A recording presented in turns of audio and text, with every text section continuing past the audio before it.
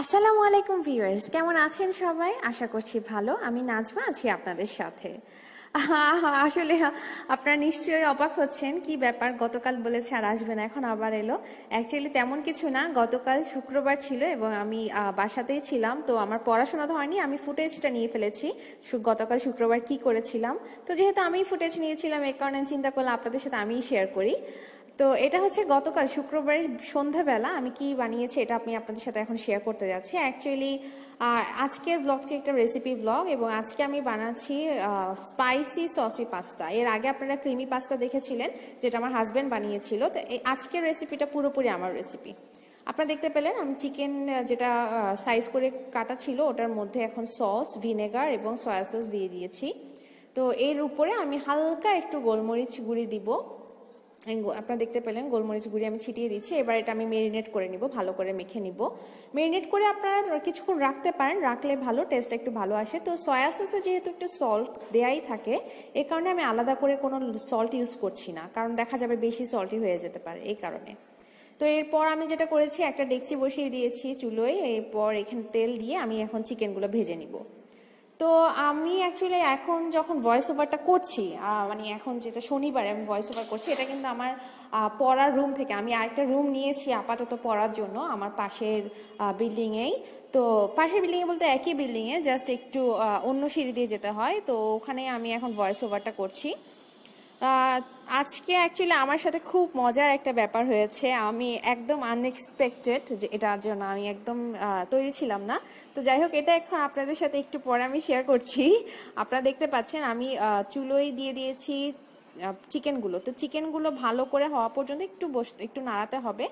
তো হওয়ার পর আপনারা দেখতে পাচ্ছেন আমি এটা তুলে নিচ্ছি এই চিকেনগুলো, কারণ এগুলো হয়ে গেছে, ও দেখা যাবে বেশিক্ষণ রাখলে আরো শক্ত হয়ে যেতে পারে। তো এই কারণে আমি চিকেনগুলো আগেই তুলে নিচ্ছি। এখন আপনারা দেখতে পাবেন যেই তেলটা ছিল এখানে, ওই তেলটাতে আমি পুরো প্রণালীটাই মূলত শেষ করব, কারণ আমি অতিরিক্ত এখানে অয়েলি রাখবো না, এই কারণেই আমি এই প্রসেসটা। তো আপনারা দেখতে পাচ্ছেন এখন যে তেলটা বাকি ছিল, এটা আমি ডিম দিয়ে দিয়েছি ফেটিয়ে। এই ডিমটা এখন আমি ভালো করে মানে ফেটিয়ে নিচ্ছি, যাতে মানে একটু দানা দানা যেন হয়ে যায়, এই ধরনের আর কি। ডিমের মানে পুরোপুরি টেক্সচারটা যেন চলে আসে ডিম যেভাবে রাখা হয়।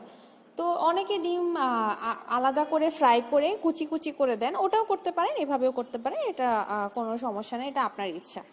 তো যাই হোক, আপনারা দেখতে পাচ্ছেন আজ পাস্তা কিন্তু সিদ্ধ করার সময় আমি অবশ্যই লবণ দিয়ে দিয়েছি, কারণ লবণ না দিলে দেখা যায় পাস্তাটা একটু পানসে মনে হয়, তো এই কারণে লবণ দিয়ে দিয়েছি আলাদা করে। তো আপনারা দেখতে পাচ্ছেন ডিমটা আমার ঝুরি করা হয়ে গেছে। ডিম ঝুরিটা আমি এর মাঝে আমি সকল ধরনের যা কাটাকুটি করা ছিল, পেঁয়াজ, ক্যাপসিকাম, মানে লাল এবং সবুজ দুই ধরনের ক্যাপসিকাম এবং কাঁচামরিচ, সবকিছুই দিয়ে দিয়েছি। তো খুব সুন্দর একটা কালার কম্বিনেশন, আশা করি আপনারা দেখেই বুঝতে পারছেন কালারটা কি সুন্দর সুন্দর লাগছে। তো এই কালার কম্বিনেশনটা আমার অল টাইম ফেভারিট। তো এর মাঝে আমার ফ্রাই করা যে ভেজে তুলে নেওয়া যে চিকেনগুলো ছিল ওগুলোও দিয়ে দিয়েছি। তো আমার এটা আমি অনেক সময় দেখা যায় চিংড়ি মাছ দিয়েও করি, তো আমি আজকে চিকেন দিয়েই করছি। আর চিংড়ি মাছ আমার বাসায় অ্যাকচুয়ালি আনা নেই আজ। তো চিংড়ি মাছ যেগুলো আছে ওগুলো অ্যাকচুয়ালি রান্নার জন্য থাক, কারণ দেখা যাবে তখন ওয়াসনা ইউজ আবার রান্না করার সময় বলবে মা চিংড়ি মাছ খাবো, তখন আবার দিতে পারবো না, এই কারণে আমি জাস্ট চিংড়ি মাছটা ইউজ করছি না। আর ওই সাইজের চিংড়িটা আসলে রান্নার জন্যই ঠিক আছে, কারণ আমার বাসায় যেটা আছে এটা অনেক বড় বড় চিংড়ি। তো যাই হোক, আপনারা দেখতে পাচ্ছেন এখন এটা আমি এখানে মোটামুটি সস দিয়ে দিয়েছি বেশ খানিকটা, এবং একটু সসি সসি অবস্থা এটা কিছুক্ষণ হয়ে নিতে হবে, কারণ পেঁয়াজগুলো না হলে দেখা যাবে একদম মানে কাঁচা কাঁচা রয়ে যাবে, এটা খেতে ভালো লাগবে না। এর উপরে পাস্তা দিয়ে দিয়েছি। পাস্তা দেখতে পাচ্ছেন, পাস্তাটা কিন্তু একটু ঝরঝরে রাখবেন, কারণ দেখা যায় পাস্তা যদি ঝরঝরে না হয় তখন খেতে ভালো লাগে না। তো যাই হোক, আপনারা দেখতে পাচ্ছেন এখন এভাবে নাড়িয়ে চাড়িয়ে ভালো করে হওয়াতে হবে। এর মধ্যেই আপনারা যদি আপনাদের মনে হয় আপনারা ঝাল কম খাবেন, তাহলে কাঁচামরিচের পরিমাণটা একটু কম দিবেন। আর যদি মনে হয় না একটু স্পাইসি করবেন, তাহলে আমার মতো একটু কাঁচামরিচ বেশি দিবেন। আমি একটু মরিচ বেশি দিয়েছি আজকে। আর এর সাথে আপনারা অন্যান্য কিছু অ্যাড করতে চাইলে লাইক টমেটো, গাজর অ্যাড করতে পারেন, এটা ডাজেন্ট ম্যাটার। এটা হচ্ছে বাচ্চাদের খাওয়ার উপর, অনেকে অনেক কিছু খায় বা খায় না। তো আপনারা দেখতে পাচ্ছেন দেখতে কিন্তু অনেক সুস্বাদু মনে হচ্ছে এবং খেতেও অনেক মজা হয়েছিল। আপনারা এটা বাসায় অবশ্যই ট্রাই করে আমাকে জানাবেন কেমন হলো। আর এতে কিন্তু যেহেতু একটু সুইটিশ হয়, সসি হয়, এ কারণে হালকা একটু চিনি ইউজ করবেন। তো চিনি ইউজ করলে যেটা হয় সসের যে টেস্টটা, আসল টেস্টটা আসে, এটা খেতে অনেক ভালো লাগে। তো এখন আমি বলে ফেলি, আমি আসলে আজকে যেটা বলতে চাইছিলাম, আজকে আমার সাথে আমার লাইফে স্পেশাল মানে সারপ্রাইজিংলি কি ঘটলো। আজ আমি ওয়াসনার স্কুলে গিয়েছিলাম আজকে শনিবারে। তো এই ব্লগটি কিন্তু শনিবারের না, এই ব্লগটি আমি আপনারা যে ফুটেজটা দেখছেন এটা কিন্তু শুক্রবারের। তো আমি শনিবারের কথাটা একটু শেয়ার করছি আপনাদের সাথে। আজ আমি ওয়াসনার স্কুলে গিয়েছিলাম সকালবেলা ওয়াসনাকে নিয়ে। তো তখন আমি অ্যাজ ইউজুয়াল অন্যান্য গার্জিয়ানের সাথে বাইরে বসে আছি, এমন সময় একজন আপু আসলেন, আমাকে এসে জিজ্ঞেস করলেন, আপনি ওয়াসনার আম্মু না? তো আমি বললাম হ্যাঁ। আমি ভেবেছি কোনো টিচার এসেছে, ওয়াসনা কান্নাকাটি করছে, এই জন্য হয়তো আমাকে ডাকতে এসেছে। তো অ্যাট দ্য মিন টাইম আমি বললাম হ্যাঁ কিছু বলবেন? ও যে হ্যাঁ আমি আপনার ব্লগ দেখি। Trust me, at that moment I was just astonished. মানে আমাকে কেউ এভাবে কিছু বলতে পারে, কেউ আমার ব্লগ দেখে হঠাৎ করে আমাকে চিনে এভাবে সে আমার সাথে কথা বলতে পারে, এটা আমার কল্পনাতেও ছিল না। তো যাই হোক, থ্যাংক ইউ সো মাচ আপু, আমার এই ব্লগের মাধ্যমে আপনাকে আমি জানাচ্ছি thank you so so much.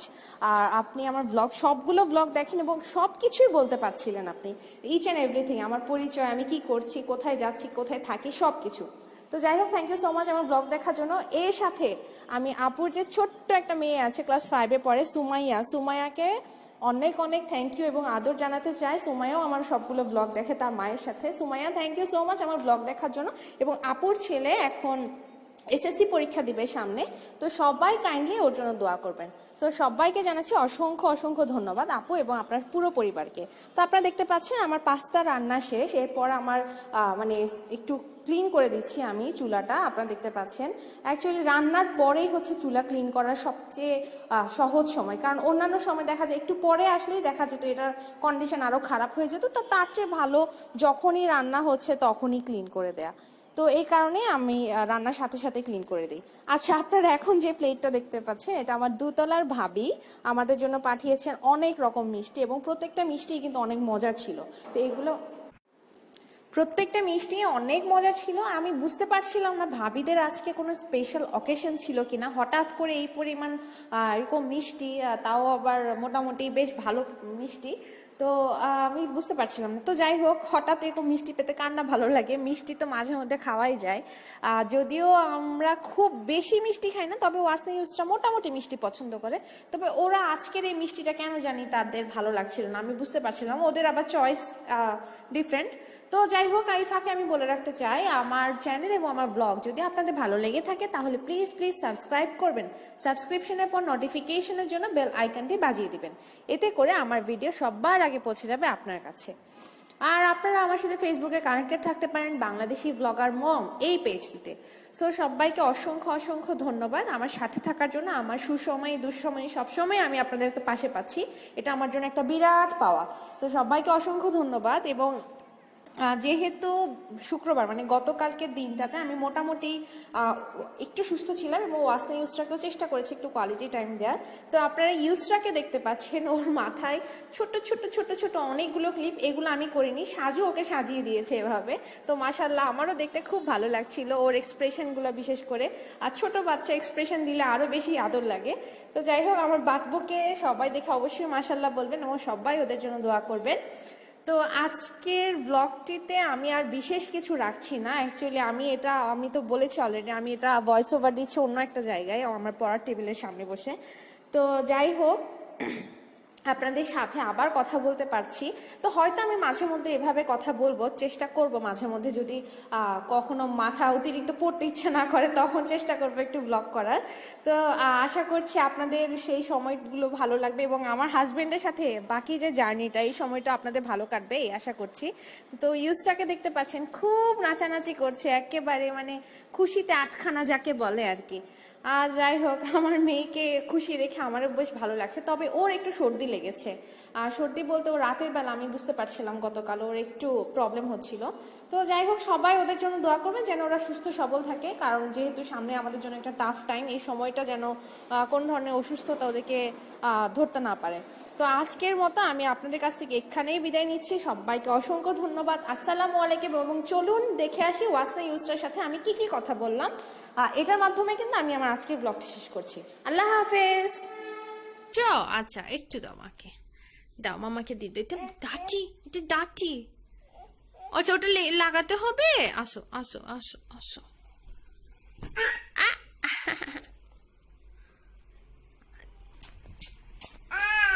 High, তোমাদেরকে তো অনেক সুন্দর লাগছে মা, তুমি তো অনেকগুলো ক্লিপ লাগিয়েছো। তুমি হ্যাপি হয়েছো? না না, ওটা তো বেবিটা, বেবিটা তো নেওয়া যায় না, ইটস ভেরি ব্যাড। আচ্ছা আমরা এখন কি করব? সবাইকে কি করব? Fish fish. ওয়াসনা সবাইকে কি শিখাবে আজকে? এখন আমরা টুইঙ্কেল টুইঙ্কেল বলবো। Twinkle, little star, how I wonder what you are. Up above the world so high, like a diamond in the sky. Twinkle, twinkle, little star, how I wonder what you are. Very good.